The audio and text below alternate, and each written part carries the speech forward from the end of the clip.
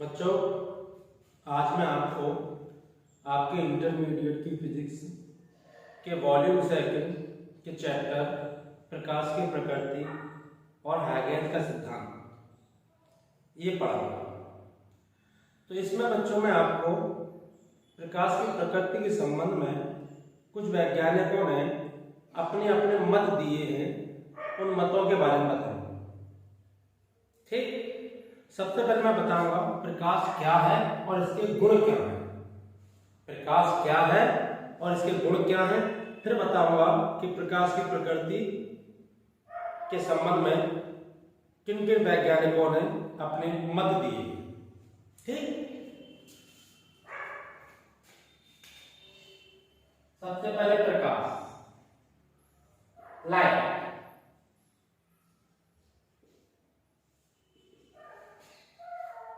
यदि प्रकाश ना होता तो हमारी दुनिया एकदम अंधकार में होती। तो देखिए इस प्रकाश के संबंध में कितने वैज्ञानिकों ने अपने विचार दिए हैं। सबसे पहले प्रकाश की परिभाषा बताते हैं। प्रकाश एक ऐसी ऊर्जा है जिसके द्वारा, प्रकाश एक ऐसी ऊर्जा जिसके द्वारा हम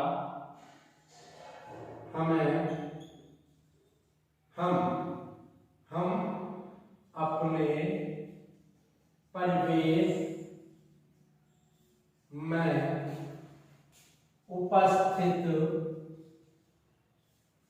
वस्तुओं को साफ देखते हैं।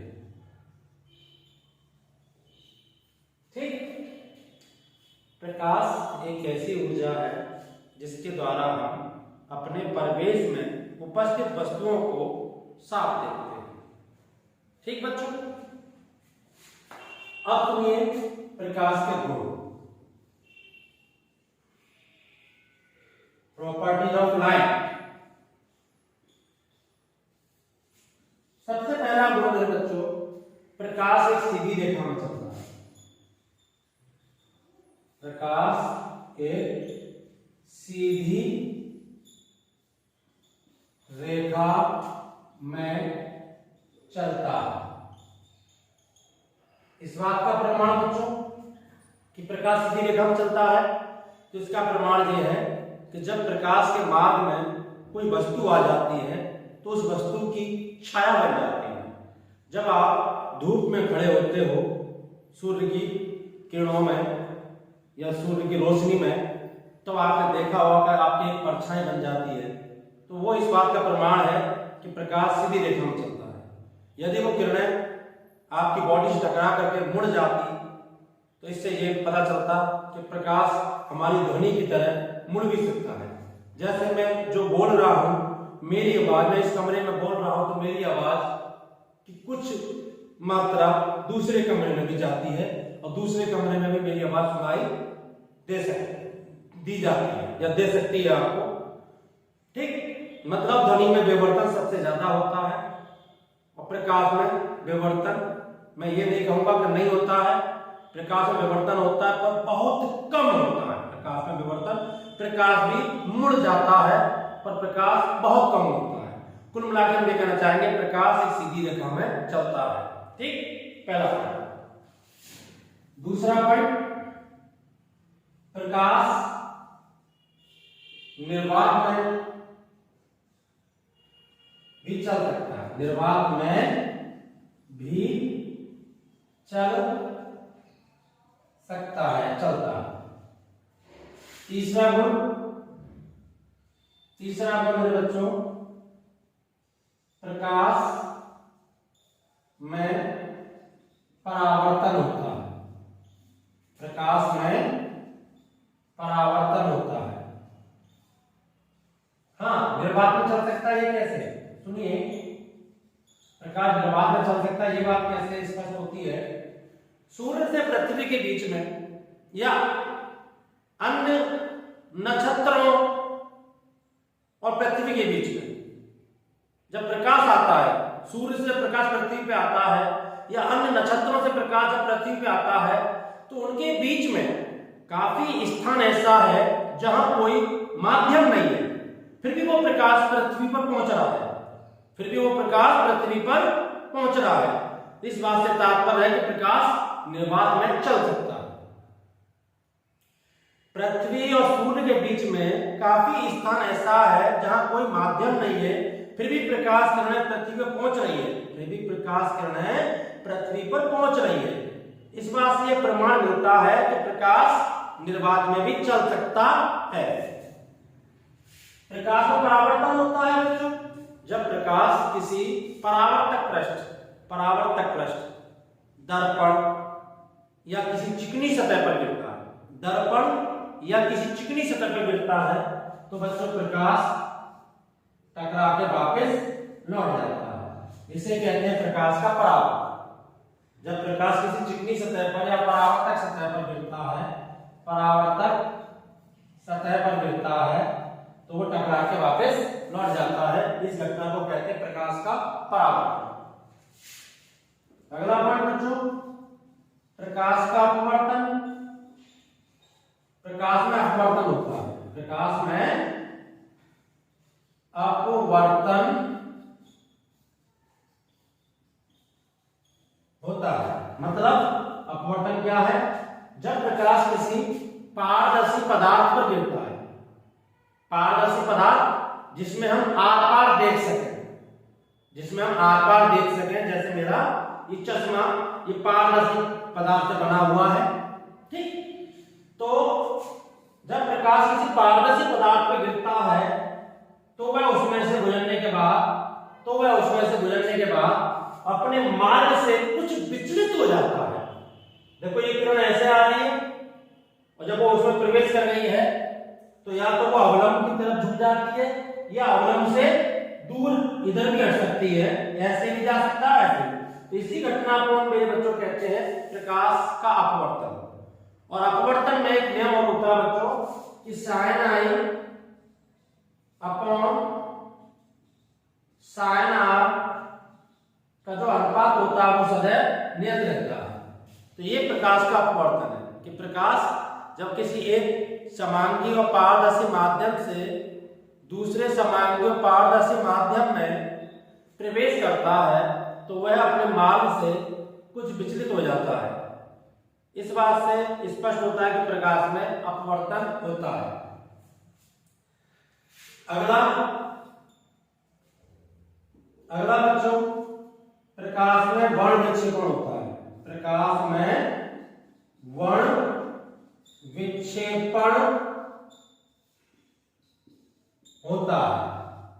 प्रकाश में वर्ण विक्षेपण, जब प्रकाश किसी प्रिज्म पर गिरता है बच्चों, जब प्रकाश किसी प्रिज्म के एक सतह पर गिरता है, प्रिज्म की एक सतह पर गिरता है बच्चों, जब प्रकाश किसी प्रिज्म की एक सतह पर गिरता है तो श्वेत प्रकाश है ये, तो वह अपने 7 अवयवी रंगों में बढ़ जाता है। इस घटना को हम प्रकाश का वर्ण विक्षेपण कहते हैं। इस घटना को हम प्रकाश का वर्ण विक्षेपण कहते हैं। इससे स्पष्ट होता है कि प्रकाश में वर्ण विक्षेपण होता है। जब कोई श्वेत प्रकाश किरण किसी प्रिज्म के पृष्ठ पर आपतित होती है तो वह प्रिज्म में से गुजरने के बाद अपने 7 अवयवी रंगों में बट जाती है, विभाजित हो जाती है। इस घटना को प्रकाश का वर्ण विक्षेपण कहते हैं। तो इस बात से स्पष्ट होता है कि प्रकाश में वर्ण विक्षेपण भी होता है। अगला बच्चों, इसके बाद में पॉइंट नंबर 6, प्रकाश में विवर्तन होता है। विवर्तन क्या होता है बच्चों? जब प्रकाश, अभी मैं बता रहा था ना, विवर्तन माने मुड़ जाना।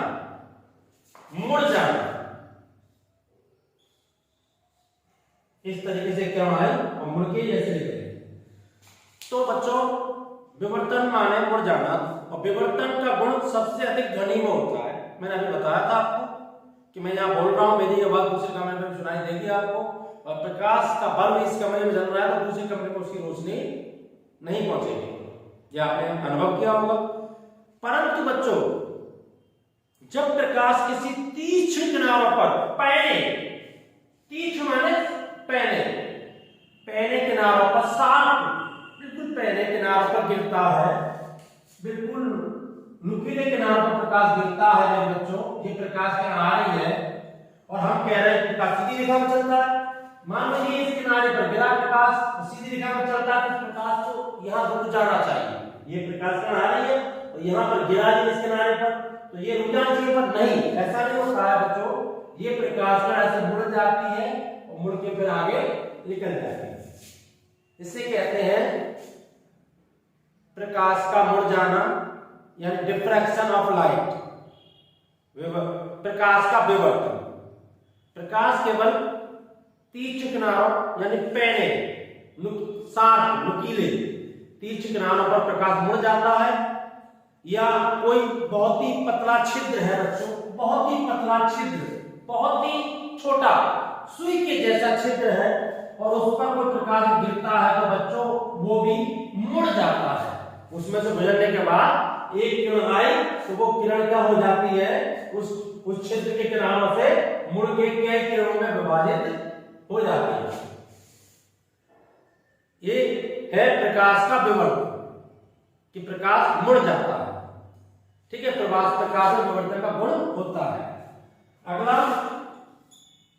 प्रकाश में व्यतिकरण होता है बच्चों, प्रकाश में व्यतिकरण होता है, व्यतिकरण,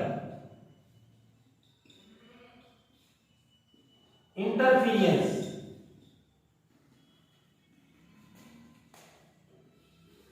व्यतिकरण क्या होता है बच्चों, जब दो प्रकाश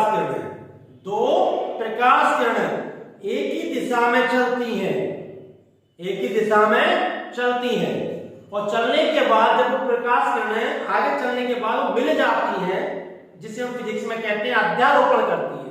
क्या करती हैं? दो प्रकाश किरणें हैं समान आवृत्ति की, एक ही दिशा में चल रही हैं, और चलने के बाद वो जब मिल जाती हैं अर्थात अध्यारोपण करती हैं, तो उनकी अध्यारोपण से एक नई तरंग बनती है, उनकी अध्यारोपण से एक नई तरंग बनती है, जिसकी तीव्रता उन दोनों तरंगों की तीव्रताओं के योग से, उन दोनों तरंगों की तीव्रता के योग से कुछ भिन्न प्रतीत होती है। इस घटना को ही हम व्यतिकरण कहते हैं। देखो बच्चों, ये दो तरंग चल रही है इस दिशा में, और आगे जाके दोनों तरंगें मिलकर एक हो जाती हैं। आगे चलकर दोनों तरंगें क्या हो जाती है, मिलकर एक हो जाती है। देखो, एक तरंग ये थी, एक तरंग ये थी, दोनों आगे जाके मिल गई, ये दोनों तरंगें, और मिलने पर एक नई तरंग बनी। ये इसकी जो तीव्रता होती है, इन दोनों तरंगों की तीव्रताओं के योग से, इन दोनों तरंगों की तीव्रताओं के योग से इसकी जो तीव्रता होती है, या तो इसकी जो तीव्रता होती है इन दोनों के योग से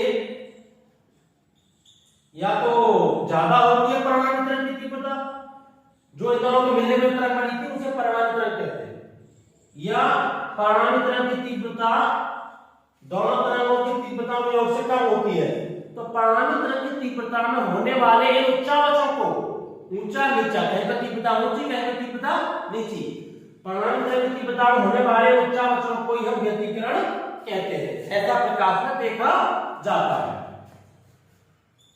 पॉइंट नंबर 8, प्रकाश में ध्रुवण होता है बच्चों। ध्रुवण क्या होता है कि मैं टूरमैलीन के 2 क्रिस्टल लेता हूं, टूरमैलीन के 2 क्रिस्टल इस प्रकार से, ये 2 क्रिस्टल हैं और इन पर मैं प्रकाश डालता हूं बच्चों, प्रकाश किरण। जब दोनों की प्रकाशिक अक्ष है, इनको कहते हैं बच्चों प्रकाशिक अक्ष, प्रकाशिक अक्ष मतलब ये जो क्रिस्टल होते हैं ये धरातल में कटे होते हैं, ये जो क्रिस्टल होते हैं धरातल में कटे होते हैं और वो उनकी इस अक्ष को हम प्रकाशिक अक्ष कहते हैं। तो जब कोई प्रकाश किरण दो क्रिस्टलों पर पड़ती है और इनकी अक्षें समांतर है, एक दूसरे के समांतर, इस तरीके से जैसे मेरी उंगली है, तो निर्गत प्रकाश की तीव्रता अधिकतम होती है। जो दोनों क्रिस्टलों से प्रकाश निकल के जाएगा तो तीव्रता अधिकतम होगी। और मैंने एक क्रिस्टल को ऐसे करके घुमाया, तो मैं देखता हूं जो इस वाली क्रिस्टल से प्रकाश निकल के जा रहा था, प्रकाश नई तरफ से आ रहा है, पहले इस क्रिस्टल में जा रहा है और फिर इसमें से निकल के इसमें जा रहा है। जब दोनों की अक्ष समांतर थी तो प्रकाश की तीव्रता यहां अधिकतम थी, और जब मैंने दूसरे वाले क्रिस्टल को घुमाना शुरू किया तो इस क्रिस्टल में जो प्रकाश निकल के जा रहा था उसकी तीव्रता घटने लग जाती है। क्या होने लग जाती है? घटने लग जाती है। और दोनों क्रिस्टलों की अक्ष जब लंबवत हो जाती है तो तीव्रता न्यूनतम हो जाती है या शून्य हो जाती है, और जब हम क्रिस्टल को पूरा घुमा देते हैं तो तीव्रता फिर से अधिकतम हो जाती है। इस तरीके से समांतर हो फिर अच्छे, ठीक है। तो आपने देखा कि जब दो टूरमेल की क्रिस्टलों में से हम एक क्रिस्टल को घुमाते हैं तो निर्गत प्रकाश की तीव्रता में परिवर्तन होता है। इस घटना को ही हम ध्रुवण कहते हैं। दो टूरमेल की क्रिस्टलों पर मैंने प्रकाश डाला और एक क्रिस्टल को मैंने घुमाया, घुमाने पर निर्गत प्रकाश की तीव्रता में परिवर्तन हुआ। तो इस घटना को ही हम, जो परिवर्तन हो रहा है, इस घटना को ही हम ध्रुवण कहते हैं। और ध्रुवण की घटना से ही हमें प्रकाश की प्रकृति, प्रकाश को कुछ वैज्ञानिकों ने तरंग माना है। तो तरंग में कौन सी तरंग है, ये ध्रुवण के आधार पर ही पता चलता है कि प्रकाश एक अनुप्रस्थ तरंग है। प्रकाश एक अनुप्रस्थ तरंग है। कुछ वैज्ञानिकों प्रकाश तरंग रूप में माना है, कुछ वैज्ञानिकों ने कण रूप में माना है। तो जो तरंग रूप में माना है उनमें वास्तव में प्रकाश किस तरंग रूप में है, तो प्रकाश वास्तव में अनुप्रस्थ तरंग रूप में होती है। ठीक,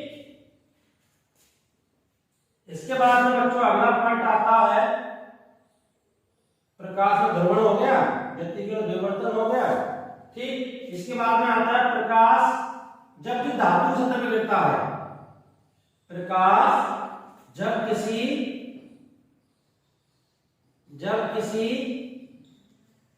धातु की सतह पर गिरता है तो उससे इलेक्ट्रॉन उत्सर्जित कर देता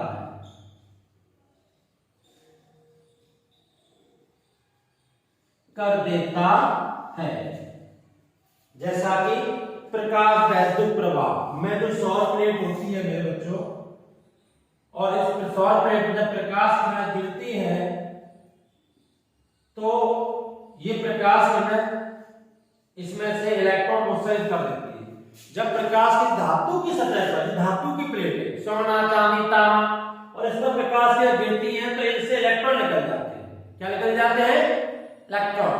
और इस घटना को हम कहते हैं प्रकाश वैद्युत प्रभाव। प्रकाश वैद्युत प्रभाव।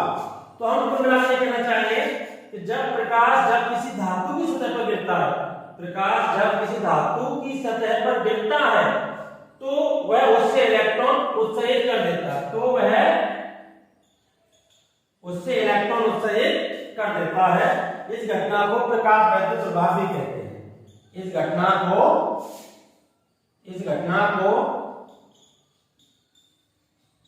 प्रकाश वैद्युत प्रभाव कहते हैं। तो बच्चों ये प्रकाश के गुण हैं। वैसे लगभग सभी बता दिए, कोई रह गया हो तो मैं कह सकता, वैसे सभी बता दिए। तो ये प्रकाश के गुण हैं। अब बच्चों प्रकाश की प्रकृति के संबंध में कुछ वैज्ञानिकों ने अपने अपने मत दिए हैं। मैं उन मतों को बताने जा रहा हूं। अच्छी स्टोरी है, 10 मिनट की स्टोरी होगी लगभग, ज्यादा नहीं है। प्रकाश की प्रकृति के संबंध में कुछ वैज्ञानिकों ने अपने अपने मत दिए हैं बच्चों। तो सुनिए, प्रकाश की प्रकृति अच्छी लगेगी आपको बहुत। पहला पॉइंट,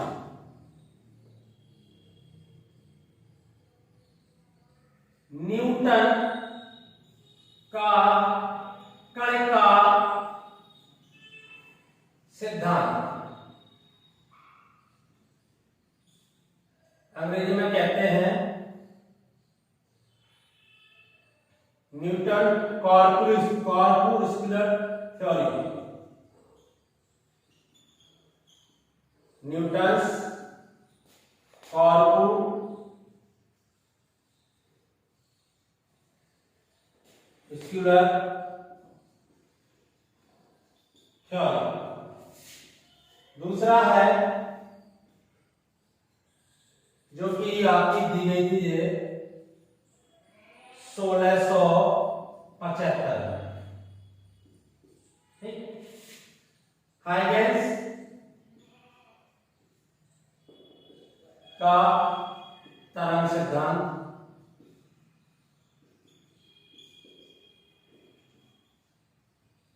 हाइगेंस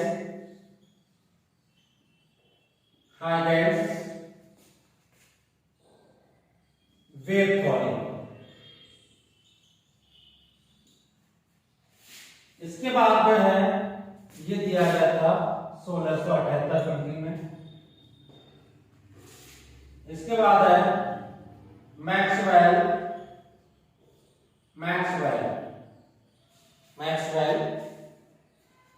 का विद्युत चुंबकीय तरंग सिद्धांत, मैक्सवेल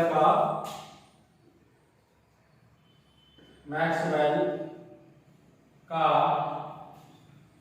विद्युत चुंबकीय तरंग सिद्धांत, जो कि भविष्यवाणी रूप में था, और ये दिया गया था 1873 में। Maxwell's electromagnetic wave theory, Maxwell electromagnetic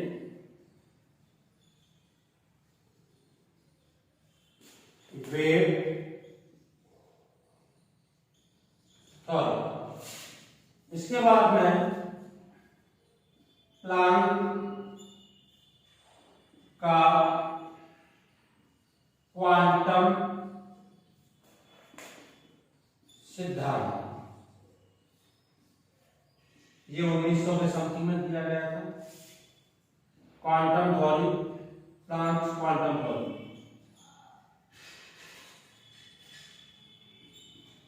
Planck's quantum theory.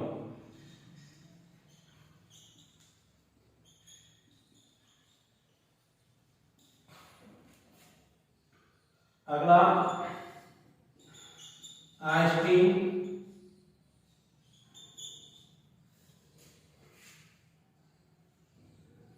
का क्वांटम सिद्धांत, आइंस्टीन का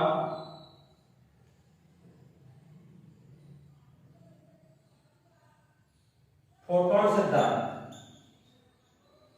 फोटॉन कोष्टक में कण, आइंस्टीन का फोटॉन में कण सिद्धांत, ये 1905 में। ये सिद्धांत इसी से कनेक्ट है, प्लांक के क्वांटम सिद्धांत से, ठीक। लगभग ये भी कह सकते हैं कि प्लांक का क्वांटम सिद्धांत और आइंस्टीन का फोटॉन सिद्धांत एक ही है, ठीक है बच्चों। इसके बाद में आता है डी ब्रॉगली का द्वैती प्रकृति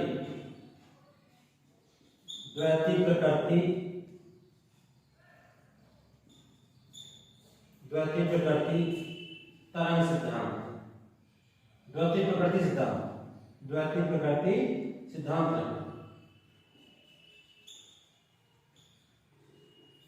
प्रकाश के संदर्भ में है। द्वितीय प्रकृति का द्वितीय प्रकृति सिद्धांत ये है द्रव्य तरंगों के लिए द्रव्य तरंग। तो सबसे पहले मैं बच्चों बताता हूं न्यूटन का कण का सिद्धांत। न्यूटन का कण का सिद्धांत क्या है? वैज्ञानिक न्यूटन ने बताया कि प्रकाश कणों के रूप में चलता है और न्यूटन ने इन कणों को नाम दिया कण का, कॉर्पुस्कुल्स।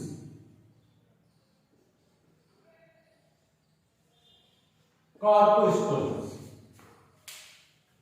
वैज्ञानिक न्यूटन ने बताया कि प्रकाश कणों के रूप में चलता है, ठीक। और उन्होंने बताया कि भिन्न भिन्न रंगों की कणिकाएं भिन्न भिन्न आकार की होती है। बच्चों हम आपको एक बात बता दें, न्यूटन ने सबसे पहले प्रकाश को कण रूप में माना। हालांकि न्यूटन का यह सिद्धांत बाद में माना नहीं गया क्योंकि इसमें बहुत सारी त्रुटियां थी, इसलिए इसे अमान्य कर दिया गया। परंतु आप ये जानिए कि सबसे पहले न्यूटन ने प्रकाश को कण माना। न्यूटन ने तरंगों के बारे में, तरंगें क्या होती हैं, इनके गुण क्या होते हैं, ये बातें सबसे पहले न्यूटन ने बताई थी। परंतु न्यूटन ने कभी प्रकाश को तरंग नहीं माना। भले ही उसका सिद्धांत अमान्य रहा और न्यूटन ने कभी प्रकाश को तरंग नहीं माना। न्यूटन ने माना कि प्रकाश कणों के रूप में चलता है और उन्होंने उन कणों को नाम दिया कण का। और उन्होंने बताया कि भिन्न भिन्न रंगों की कणिकाएं भिन्न भिन्न आकार की होती है। और उन्होंने बताया कि जिस स्रोत से प्रकाश निकलता है उसका द्रव्यमान लगातार कम होता जाएगा और अंत में वो स्रोत समाप्त हो जाएगा। और उन्होंने बताया कि इनका सिद्धांत जो अमान्य रहा या सक्सेस नहीं रहा, वो इनकी ये कमियां बता रहा हूं। इन्होंने बताया कि जिस स्रोत से प्रकाश निकलेगा वो स्रोत लास्ट में उसका द्रव्यमान कम होता जाएगा और लास्ट में समाप्त हो जाएगा। और इन्होंने बताया कि जब प्रकाश वायु से विरल माध्यम से सघन माध्यम में, वायु जैसे माध्यम से कांच जैसे माध्यम में प्रवेश करेगा तो चाल घट जाएगी, वो चाल बढ़ जाएगी, ऐसा न्यूटन ने बताया। तो बहुत सारी कमियां थी। पहले मैं ये बताता हूं न्यूटन ने अपने इस कण का सिद्धांत से परावर्तन, अपवर्तन, विवर्तन की व्याख्या कैसे करी। तो पहले न्यूटन ने बताया कि प्रकाश एक सीधी रेखा में चलता है। रीजन उन्होंने बताया कि जो प्रकाश कणिकाएं होती हैं उनमें वजन बहुत कम होता है, उनमें वेग होता है, वेग बहुत ज्यादा होता है, वजन बहुत कम होता है। जब कम वजन की वस्तु ज्यादा वेग से चलती है तो वो सीधी रेखा में चलेगी, अपने मार्ग से विचलित नहीं होगी। इनका ये कारण था कि प्रकाश एक सीधी रेखा में चलता है। और इन्होंने बताया कि प्रकाश एक ऊर्जा है, क्योंकि प्रकाश एक वेग से गति करता है। जब प्रकाश एक वेग से गति करता है तो उसमें गतिज ऊर्जा होगी, इसलिए वो गतिज ऊर्जा ही उसमें एक ऊर्जा का रूप होगी, मतलब प्रकाश एक ऊर्जा होगी। दोबारा सुनिए, इन्होंने बताया कि प्रकाश गति करता है, अर्थात प्रकाश में वेग होता है और उन कणिकाओं में कुछ द्रव्यमान भी होता है थोड़ा बहुत। तो जब जहां द्रव्यमान का अस्तित्व है, ठीक है, और वेग भी है तो वहां गति भी होगी। तो वो गतिज ऊर्जा ही आपका एक ऊर्जा होगी, कंप्लीट ऊर्जा होगी। और उन्होंने बताया कि प्रकाश एक ऊर्जा है, ठीक। और उन्होंने बताया कि ये प्रकाश कणिकाएं निर्वात में चल सकती हैं। इन्होंने अपनी तरफ से कही बात कि प्रकाश कणिकाओं चलने के माध्यम की आवश्यकता नहीं होती है।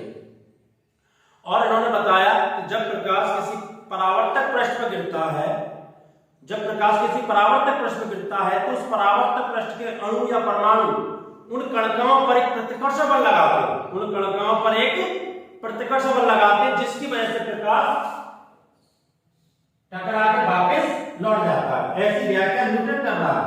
कौन कर रहा है?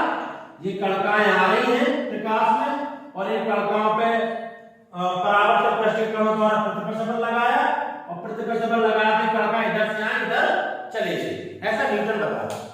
और उन्होंने बताया कि प्रकाश जब किसी अपवर्तक पृष्ठ, जैसे मेरा चश्मा है, पारदर्शी माध्यम कह रहे, पारदर्शी माध्यम पर आपतित होता है पारदर्शी माध्यम पर आपतित होता है, जब प्रकाश पारदर्शी माध्यम पर आपतित होता है तो पारदर्शी माध्यम पर आपतित होता है तो वो पारदर्शी माध्यम में जो परमाणु होते हैं उनके बीच जो खाली जगह होती है जिसे हम केमिस्ट्री में अंतराकाश बोलते हैं, फिजिक्स में भी है, ऐसी बात नहीं, अंतराकाश, इंटरमॉलिक्यूलर स्पेस, अंतराण्विक अंतराकाश बोलते हैं, इंटरमॉलिक्यूलर स्पेस। तो न्यूटन बता रहे हैं, न्यूटन जी उन्होंने बताया कि जब प्रकाश किसी पारदर्शी पदार्थ पर गिरता है तो उनकी पारदर्शी पदार्थ के अणुओं के बीच जो खाली जगह होती है उसमें से वो प्रकाश पार निकल जाता है, उसमें से वह प्रकाश पार निकल जाता है और इसलिए प्रकाश का पारगमन हो जाता है। और पार निकलने की स्थिति में दो बातें बताई हैं, वो मैं अभी नहीं बता रहा, केवल मैं इतना बता रहा हूं कि पार निकल जाता है तो उन्होंने बताया वायु से कांच में प्रकाश जाता है तो उसकी चाल बढ़ जाती है और जब प्रकाश कांच से वायु में जाता है तो चाल घट जाती है। दोबारा सुनिए, जब प्रकाश वायु से कांच, मेरा कहने का मतलब है विरल माध्यम से सघन माध्यम में जाता है तो प्रकाश की चाल बढ़ जाती है, ऐसा न्यूटन जी ने बोला। न्यूटन, साइंटिस्ट न्यूटन ने बोला कि जब प्रकाश वायु से कांच में जाता है तो चाल बढ़ जाती है, मगर ये बात उस समय थोड़ी सी अलग प्रतीत हुई, क्योंकि प्रकाश जब वायु से कांच में जाएगी तो चाल घटनी चाहिए, बढ़नी नहीं चाहिए, परंतु उस समय इस पर कोई ध्यान नहीं दिया गया कि न्यूटन उस समय बहुत बड़ा वैज्ञानिक था, ठीक है। अच्छा, उसके बाद में आता है मैक्सवेल का विद्युत चुंबकीय सॉरी ये पूरी बात हो गई। पहली बात मैं बताई थी आपको, परावर्तन भी होता है इसमें, और न्यूटन का कण का सिद्धांत व्यतिकरण, ध्रुवण, विवर्तन आदि घटनाओं को एक्सप्लेन नहीं कर पाया। न्यूटन का कण का सिद्धांत व्यतिकरण, ध्रुवण, विवर्तन आदि जैसी घटनाओं को सॉल्व नहीं कर पाया, समझ में। तो बच्चों इसके बाद में हमारा आता है हाइगेन्स का। तो ये आपको ये कण का सिद्धांत आपके पाठ्यक्रम में से भी हटा दिया गया बच्चों, ये मैंने आपको एक स्टोरी के रूप में बताया था, इससे आपको कोई मतलब नहीं है। अब सुनिए हाइगेन्स का कण सिद्धांत जो आपके सिलेबस में भी है, ये क्या है। बेटे हाइगेन्स ने बताया कि प्रकाश तरंगों के रूप में चलता है, प्रकाश तरंगों के रूप में चलता है, जबकि न्यूटन ने क्या कहा था, कणों के रूप में। तो हाइगेन्स ने बताया प्रकाश तरंगों के रूप में चलता है, और इन्होंने बताया कि इन तरंगों, अब बात ये आती है कि जो यांत्रिक तरंगों के बारे में न्यूटन ने बताया था, यांत्रिक तरंगें हमेशा एक माध्यम में, यांत्रिक तरंगें हमेशा एक माध्यम में पैदा होती है, यांत्रिक तरंग हमेशा एक माध्यम, यांत्रिक तरंगों पैदा होने माध्यम चाहिए।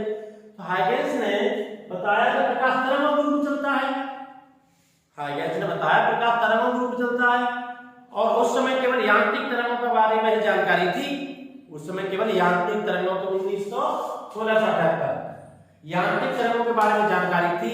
तो हाइगेन्स ने प्रकाश को एक यांत्रिक तरंगों के रूप में ही माना और बताया कि प्रकाश तरंगों के रूप में चलता है। तो जब प्रकाश यांत्रिक तरंग है तो यांत्रिक तरंगों को चलने के लिए माध्यम चाहिए, बिना माध्यम के यांत्रिक तरंग चल नहीं सकती है। जैसे बच्चों मेरी आवाज मेरे फोन तक पहुंच रही है, समझ रहे हो आप, मेरी आवाज मेरे फोन तक पहुंच रही है, तो किसके द्वारा, मेरे और फोन के बीच में माध्यम के कण वायु के कण है, मेरे और फोन के माध्यम कौन है, वायु के कण, जो मेरी आवाज को फोन के माइक तक लेके जा रहे हैं, फोन के माइक तक लेके जा रहे हैं, और मेरी आवाज फोन के अंदर रिकॉर्ड हो रही है। यदि मेरे यहाँ पर पास में यहाँ माध्यम वायु ना होता तो क्या मेरी आवाज मेरे फोन के माइक तक पहुंचती, क्या मेरी आवाज मेरे फोन के माइक तक पहुंचती, नहीं पहुंचती। क्या मेरी आवाज फोन में रिकॉर्ड होती, नहीं होती। तो कुल मिला के ध्वनि तरंगें भी यांत्रिक तरंगें हैं, और यांत्रिक तरंगों चलने के माध्यम चाहिए। आपने देखा होगा दो व्यक्ति हैं, एक व्यक्ति कार के अंदर बैठा हुआ है, कार के बाहर बैठा हुआ है, और कार का शीशा लगा हुआ है। जब एक व्यक्ति बाहर वाला दूसरे व्यक्ति से कोई बात कहता है तो वो आवाज, जब शीशा लगा हुआ तो अंदर नहीं जाती है, ना अंदर वाले व्यक्ति की आवाज बाहर आती है। रीजन क्योंकि हमारे बीच में जो माध्यम है, माध्यम के कणों का आदान प्रदान नहीं हो पाता है, इसलिए हमारी आवाज एक दूसरे तक नहीं पहुंच पाती। तो बच्चों, जब हाइगेंस के सामने एक प्रश्न आया कि सूर्य से पृथ्वी के बीच में काफी स्थान ऐसा है जहां कोई माध्यम नहीं है, माध्यम नहीं है। सूर्य पे माध्यम है, पृथ्वी माध्यम है। यदि माध्यम नहीं है तो ये तरंगें बिना माध्यम के पृथ्वी तक कैसे पहुंचेंगी? मतलब यहाँ पर यहाँ सूर्य के पास कुछ माध्यम है, पृथ्वी के पास कुछ माध्यम है, पर बीच में कोई माध्यम नहीं है। यदि आप इन तरंगों को हाइगेंस, इन तरंगों को यदि हाइगेंस प्रकाश को तरंग मान रहा है, हाइगेंस प्रकाश को तरंग मान रहा है, तो तरंगों को चलने के लिए माध्यम चाहिए। तरंगों को चलने के लिए क्या चाहिए? माध्यम। मगर सूर्य और पृथ्वी के बीच में काफी स्थान ऐसा है जहां कोई माध्यम है ही नहीं, जहां कोई माध्यम, तो ये सूर्य की किरणें पृथ्वी तक कैसे पहुंच रही है? सूर्य की किरणें पृथ्वी तक कैसे पहुंच रही है? तो फिर हाइगेंस ने बताया कि उन्होंने एक सर्वव्यापी माध्यम ईथर की कल्पना की और उन्होंने बताया कि ईथर ब्रह्मांड में सभी जगह व्याप्त है, जहां कुछ भी नहीं होगा वहां ईथर होगा। और इन्होंने एक बात और कही कि ईथर माध्यम में तरंगों के चलने के लिए वे सभी गुण उपस्थित हैं। इस ईथर माध्यम में तरंगों के चलने के लिए वे सभी गुण उपस्थित हैं जो तरंगों को चलने के लिए चाहिए। प्रत्यास्थता, जड़त्व, ये गुण इस ईथर माध्यम में उपस्थित है। ठीक, तो वैज्ञानिक हाइगेंस ने प्रकाश को तरंग माना और उन्होंने बताया कि जब प्रकाश किसी उन्होंने बताया कि प्रकाश ऊर्जा का संचरण हमेशा सदैव तरंगों के रूप में होता है और इन तरंगों के चलने के लिए उन्होंने एक सर्वव्यापी माध्यम ईथर की कल्पना की और बताया कि इस ईथर माध्यम में तरंगों के चलने के लिए आवश्यक सभी गुण, प्रत्यास्थता, जड़त्व आदि जैसे गुण विद्यमान हैं जो तरंगों को चलने के लिए चाहिए। ये सभी गुण इसमें विद्यमान है। और उन्होंने बताया कि इस ईथर माध्यम में प्रकाश 3 × 10⁸ मीटर प्रति सेकंड की चाल से चलता है। और उन्होंने बताया कि जब से तरंगें आंख के रेटिना पर गिरती हैं तो हमें वस्तुएं दिखाई देने लगती हैं। ये हाइगेंस का तरंग सिद्धांत। इस तरंग सिद्धांत के द्वारा आप प्रकाश के परावर्तन, अपवर्तन, विवर्तन, व्यतिकरण, ध्रुवण आदि घटनाओं की व्याख्या आराम से कर सकते हो। आदि घटनाओं को सॉल्व आराम से कर सकते हो। और इस सिद्धांत में एक चीज और निकल के आई बच्चों, नई। क्या चीज निकल के आई? एक नई चीज ये निकल के आई कि इस सिद्धांत में जब प्रकाश वायु से कांच में जाएगा, तो उसकी चाल घट जाएगी। मगर न्यूटन की थ्योरी में क्या था? जब वायु से कांच में जाएगा तो चाल बढ़ जाएगी। अब यहां पर दो मत हो गए। न्यूटन 1675, 1678, लगभग दोनों समकालीन वैज्ञानिक थे, पर हाइगेंस बहुत छोटा था, न्यूटन के सामने एज एक स्टूडेंट था हाइगेंस। तो बच्चों, ये जो है हाइगेंस न्यूटन को कभी चैलेंज नहीं कर सकता था। न्यूटन बहुत बड़ा वैज्ञानिक था। उसके कुछ समय बाद फोको ने लगभग, मुझे थोड़ी याद नहीं है, कुछ समय बाद फोको एक वैज्ञानिक था, उसने प्रकाश के चाल पर एक प्रयोग किया और उस प्रयोग में यह पाया गया कि जब प्रकाश वायु से कांच में प्रवेश करता है तो उसकी चाल घट जाती है। यानी कि फोको का प्रकाश की चाल पर किया गया प्रयोग हाइगेंस के पक्ष में था। फोको का प्रकाश की चाल पर किया गया प्रयोग हाइगेंस के पक्ष में था। तभी से न्यूटन के कण का सिद्धांत को पूरी तरह अमान्य कर दिया। ठीक बच्चों,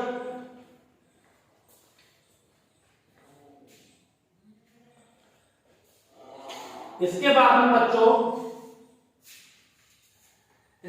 आता है मैक्सवेल का विद्युत चुंबकीय तरंग सिद्धांत।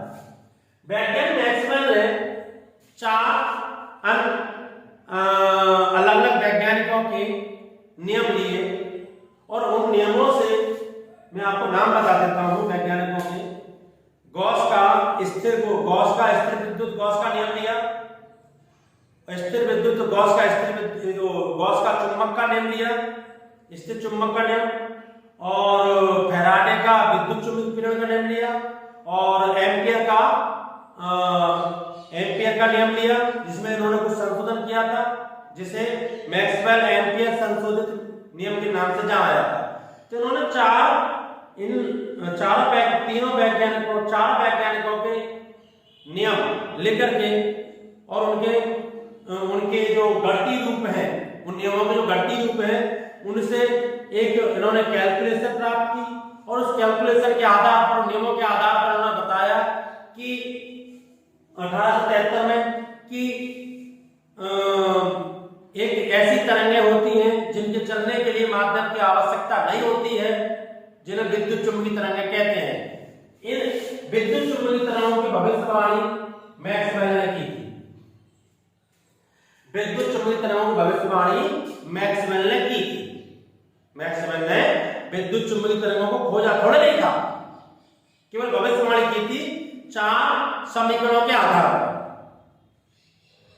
1873 में कि कुछ तरंगें ऐसी होती हैं जिनके चलने के लिए माध्यम की आवश्यकता नहीं होती है, जिन्हें विद्युत चुंबकीय तरंगें कहते हैं, और प्रकाश एक ऐसी ही तरंग है जिसके चलने के लिए माध्यम की आवश्यकता नहीं होती है। तब हाइगेंस का जो प्रकाश को यांत्रिक तरंग मानने वाला विचार था, खैर वो तो बाद में रह गया काफी, तो वो उन्होंने क्योंकि वो बाद में वो खत्म कर दिया। जब मैक्सवेल ने बताया कि प्रकाश एक तरंग है और जो हाइगेंस ने जो तरंगें बताई हैं, ये सत्य बात है कि प्रकाश एक तरंग है, पर हाइगेंस ने जो तरंगें बताई हैं ये उस प्रकार की तरंगें नहीं है, ये एक विद्युत चुंबकीय तरंगें हैं और इनके चलने के लिए माध्यम की आवश्यकता नहीं होती है। इनके चलने के लिए माध्यम की आवश्यकता नहीं होती है। ठीक, उसके बाद में वैज्ञानिक हर्ट्ज ने, मैं नाम नहीं लिखा, वैज्ञानिक हर्ट्ज ने 1888 में वैज्ञानिक हेनरी हर्ट्ज ने मैक्सवेल विद्युत चुंबकीय तरंगों की खोज कर दी, लगभग 12 साल में 1800, जिसके अस्तित्व के बारे में मैक्सवेल ने बताया था 4 समीकरणों के आधार पर कि ब्रह्मांड में एक ऐसी तरंगें हैं जिनके चलने के लिए माध्यम की आवश्यकता नहीं होती है, जिन्हें विद्युत चुंबकीय तरंगें कहते हैं। और उन्होंने बताया कि प्रकाश भी कैसी तरंगें हैं, पर विद्युत चुंबकीय तरंगों की खोज हर्ट्ज ने 1888 में कर दी। ठीक बच्चों, इसके बाद में प्लांक का क्वांटम सिद्धांत, वैज्ञानिक प्लांक ने 1900 में एक सिद्धांत प्रतिपादित किया कि प्रकाश ऊर्जा का संचरण ऊर्जा के छोटे छोटे बंडलों या पैकेटों के रूप में होता है, जिन्हें क्वांटा कहते हैं। ऊर्जा के छोटे छोटे बंडलों या पैकेटों के रूप में होता है, जिन्हें क्वांटा कहते हैं। ठीक बच्चों, प्रकाश ऊर्जा का संचरण ऊर्जा छोटे बंडलों और पैकेटों के रूप में, जिन्हें क्वांटा कहते हैं। 1900 के समथिंग की बात है। उसके बाद आइंस्टीन ने प्रकाश वैद्युत प्रभाव की व्याख्या की और प्रकाश वैद्युत प्रभाव की व्याख्या करने के लिए उन्होंने प्लांक के क्वांटम सिद्धांत को लिया। तो उसमें थोड़ा सा संशोधन किया। इन्होंने बताया कि हाँ, प्रकाश वास्तव में, इन्होंने पुष्टि की कि प्रकाश वास्तव में कणों के रूप में चलता है। आइंस्टीन ने फिर दोबारा से कहा कि प्रकाश कणों के रूप में चलता है। अब आप याद करिए वो वाली बात जो मैंने बताई थी आपको 1675 में न्यूटन ने पहले ही कह दिया था कि प्रकाश कणों के रूप में चलता है, और आज 1905 में आके आइंस्टीन फिर कह रहा है कि प्रकाश कणों के रूप में चलता है। लगभग 250 वर्ष के बाद में आइंस्टीन ने कहा कि प्रकाश कणों के रूप में चलता है। हालांकि प्लांक ने बताया कि प्रकाश ऊर्जा के छोटे बंडलों या पैकेटों के रूप में चलता है, जिन्हें क्वांटा कहते हैं। मगर आइंस्टीन ने बाद में उन क्वांटाओं को कहा फोटॉन, और कहा कि इन क्वांटाओं में संवेग है जब इनमें संवेग है तो ये एक कण है। मतलब कहने का मतलब ये है कि आइंस्टीन ने बताया कि प्रकाश कणों के रूप में चलता है। हाँ, आइंस्टीन ने उन कणों को सामान्य कण नहीं माना, उन कणों को नाम दिया फोटोन। फोटो माने चमकता हुआ और माने कण, चमकता हुआ कण। ठीक, कण न्यूटन ने भी माने थे। अब आपको तो न्यूटन के कण मानने में क्या अंतर है? न्यूटन ने जो कण माने थे वो सामान्य कण, जैसे आपके धूल मिट्टी के कण होते हैं, एज मान, इस तरीके से माने। एनर्जी के कण नहीं माने थे, नॉर्मल कण माने थे। और यहां बताया जा रहा है, आइंस्टीन बता रहा है कि आइंस्टीन बता रहे हैं कि प्रकाश वास्तव में कणों के रूप में चलता है और इन कणों को हम फोटोन कहते हैं। इन कणों को हम फोटोन कहते हैं। अच्छा, अब दो मत हो गए, बड़ा कंफ्यूजन हो गया कि हाइगेंस यदि हमें प्रकाश का परावर्तन, सुनो बच्चों, परावर्तन, अपवर्तन, व्यतिकरण, ध्रुवण, वर्ण विक्षेपण आदि घटनाओं को समझना है। हमारा फोटो शीशे में कैसे बन रहा है? मेरा फोटो शीशे में, जब मैं शीशा देखता हूं तो मेरा फोटो चित्र उसमें दिखाई देता है, वो कैसे बन रहा है, मुझे इस बात को समझना है। यह परावर्तन कैसे होता है, अपवर्तन कैसे होता है, व्यतिकरण कैसे होता है, ध्रुवण कैसे होता है, वर्ण विक्षेपण कैसे होता है, इन सभी बातों को मुझे समझना है। तो मुझे प्रकाश को तरंग मानना है, तभी मैं इन सब बातों को समझ सकता हूं। और प्रकाश वैद्युत प्रवाह,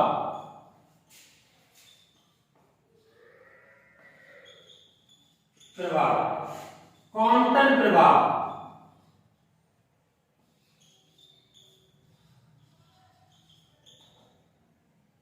जीवन प्रवाह, स्टार प्रवाह, इन सभी घटनाओं को मुझे समझना है तो मुझे प्रकाश को कण मानना है। मतलब मेरा फोटो शीशे में कैसे बन रहा है ये बात मुझे समझनी है, तो प्रकाश को हाइगेंस के हिसाब से तरंग मानना है। यदि सौर प्लेट सोलर सिस्टम जानते होंगे, उस पर प्रकाश किरण गिरती है, बिजली पैदा हो जाती है, इस बात को मुझे समझना है, इस बात को मुझे समझना है। तो उसी प्रकाश को मुझे कण मानना होगा।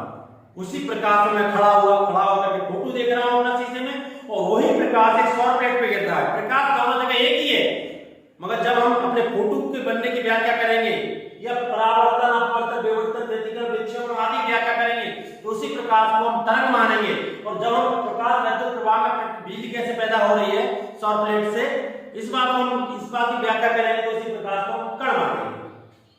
दो मत हो गए, बड़ा कंफ्यूजन था। ये वैज्ञानिक था A.H. क्रॉम्पटन। इस वैज्ञानिक ने उस समय आइंस्टीन के कण सिद्धांत की पुष्टि की। आइंस्टीन ने बताया ना प्रकाश कणों के रूप में चलता है, तो A.H. क्रॉम्पटन ने आइंस्टीन के कण सिद्धांत की पुष्टि की कि आइंस्टीन की जो बात है सही है कि वास्तव में प्रकाश कणों के रूप में चलता है। उसके कुछ समय बाद वैज्ञानिक आए डी ब्रॉगली। ये लगभग बात है 1924 की, है ना। और 1924 में ही आपका डी ब्रॉगली ने बताया कि प्रकाश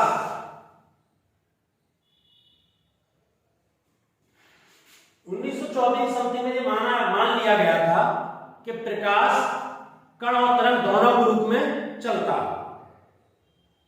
मतलब डी ब्रॉगली से पहले ही मान लिया गया था कि प्रकाश कहीं ना कहीं इसमें दोनों गुण हैं, परंतु इनके पास कोई प्रमाण नहीं था।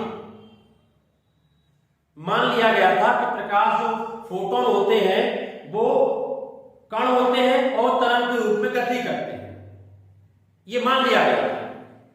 मगर उसके कुछ समय बाद 1924 में ही, 1924 की बात है, 1924 में ही डी ब्रॉगली ने, कुछ महीनों का अंतर होगा, 1924 शुरुआत में होगा या 1924 बीच में लास्ट में होगा, तो डी ब्रॉगली ने बताया कि हर कण से एक तरंग जुड़ी होती है। चाहे वो कण द्रव्य का हो, चाहे वो कण एनर्जी का हो। डी ब्रोगली ने बताया कि हर कण से एक तरंग जुड़ी होती है जिसे द्रव्य तरंग कहते हैं, और इन्होंने ये बात सिद्ध भी की एक सूत्र के आधार पर, लैम्डा बराबर h अपॉन n p इन्होंने निकाल के दिया था, या जो कह लो h अपॉन p, तो इन्होंने सूत्र निकाल के दिया था। इसमें इन्होंने एक आइंस्टीन का समीकरण लिया था, एक प्लैंक का लिया था, और उसके आधार पर इन्होंने निकाल के दिया था, और उन्होंने बताया था कि हर गतिमान कण से एक तरंग जुड़ी होती है जिसे द्रव्य तरंग कहते हैं। तो आइंस्टीन की थ्योरी में प्रकाश कण था, तो कण जब गति करता है तो उससे तरंग जुड़ी होती है। तो ये बात सत्य सिद्ध हो गई कि हर गतिमान कण से तरंग जुड़ी होती है, अर्थात प्रकाश तरंग भी है, कण भी है। तो इन्होंने बताया डी ब्रोगली ने कि हर light have a dual nature, light have a dual nature, प्रकाश द्वैती प्रकृति रखता है, और प्रकाश द्वैती प्रकृति रखता है। प्रकाश में कण और तरंग दोनों के गुण विद्यमान होते हैं। वैसे ये बात पहले ही मान ली गई थी, पर प्रमाण नहीं था। आइंस्टीन के समय मान लिया गया था कि प्रकाश की प्रकृति जो है द्वैती है, प्रकाश कण भी है और तरंग भी है, मगर इसका प्रमाण इसको सिद्ध किया था डी ब्रोगली ने, और उन्होंने बताया कि हर गतिमान कण, चाहे वो एनर्जी का कण हो, चाहे वो द्रव्य कण हो, हर गतिमान कण से तरंग जुड़ी होती है जिसे द्रव्य तरंग कहते हैं। और इन्होंने इस सूत्र के आधार पर बता दिया। मैं आपको बता दूं ये सूत्र क्या कहना चाह रहा है। ये कहना चाह रहा है P संवेग, जो कि हमेशा एक ऐसी वस्तु में मिलता है जिनमें वजन होता है, यानी कण होते हैं। लैम्डा तरंग है, जो कि हमेशा तरंग का गुण है, जो तरंगों में देखा जाता है। और ये दोनों चीजें एक ही सूत्र में बंध रही है, तरंगों की तरंग और कणों का संवेग दोनों एक ही सूत्र से कनेक्ट हो गए। इसका मतलब ये है कि कण और तरंग एक ही है। जहां कण होगा वह तरंग होगी, जो तरंग होगी वह कण होगा।